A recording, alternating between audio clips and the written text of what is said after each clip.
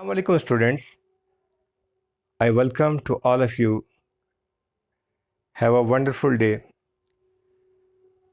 आज स्टूडेंट्स हमने exercise 2A chapter number 2 है हमारे पास financial transaction exercise 2A question number 7 पहले सॉल्व करते हैं।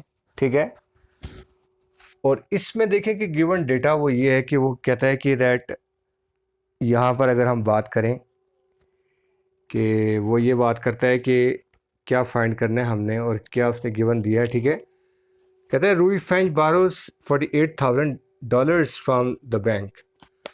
अब जो अमाउंट मैंने आपको बताया कि जो अमाउंट हम बारो करें, हम डिपॉजिट करें बैंक में, we are investing somewhere in business, तो वो आपके पास that is called your principal amount. तो प्रिंसिपल अमाउंट इज़ 48,000। ठीक है, पहली बात ये आ गई।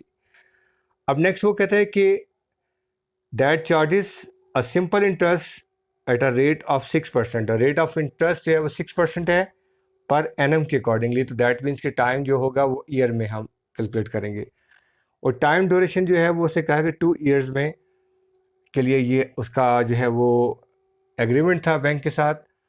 और हमने इस पर टोटल अमाउंट फाइंड करनी है जो कि रुईफाइन ने आफ्टर 2 ईयर्स बैंक को रिटर्न बैक करनी है। ठीक है, that is equal to P plus I.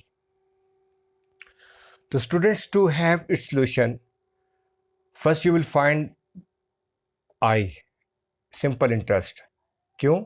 It is just because P is given. ठीक है, P गिवन है, आई फाइंड करेंगे, दोनों को ऐड करेंगे, you will get your answer. अब I जो है वो simple interest that is equal to PRT upon 100।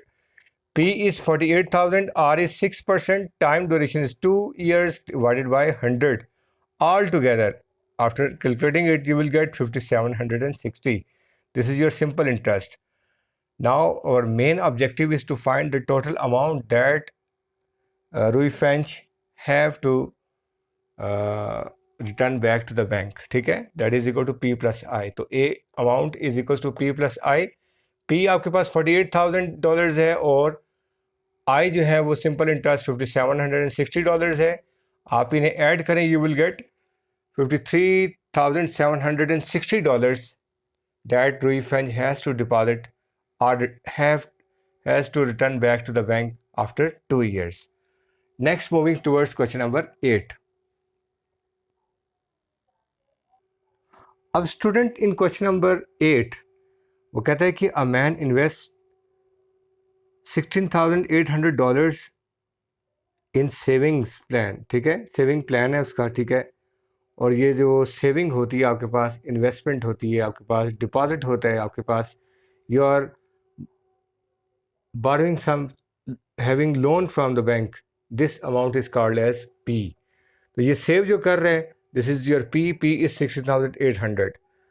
और इस पे जो सिंपल इंटरेस्ट है अकॉर्डिंग टू पर एनम। ठीक है, एज पर एनम जो सिंपल रेट ऑफ इंटरेस्ट है वो 5% है पर एनम।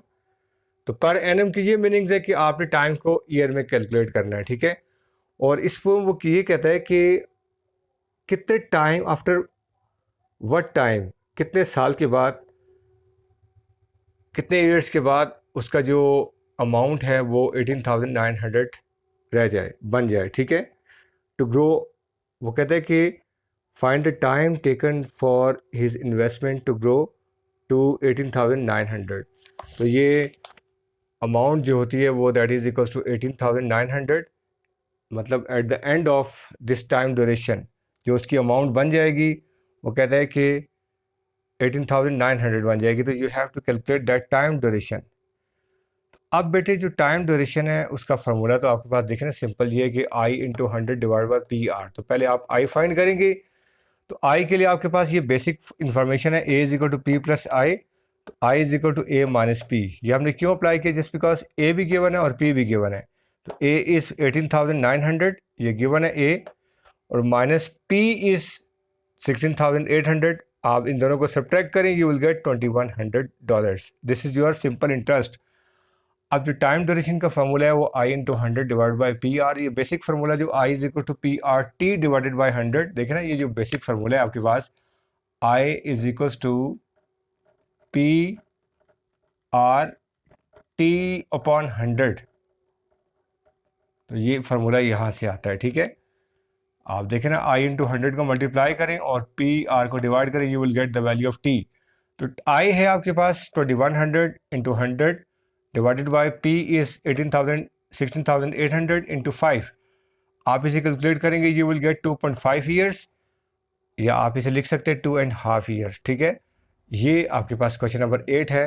स्टूडेंट इंशाल्लाह नेक्स्ट वीडियो के साथ हाजिर होंगे। होप कि आपको ये वीडियो पसंद आई होगी। अल्लाह ताला आप सबको अपनी हिफ्ज़-ओ-अमान में रखे। अल्लाह हाफिज़।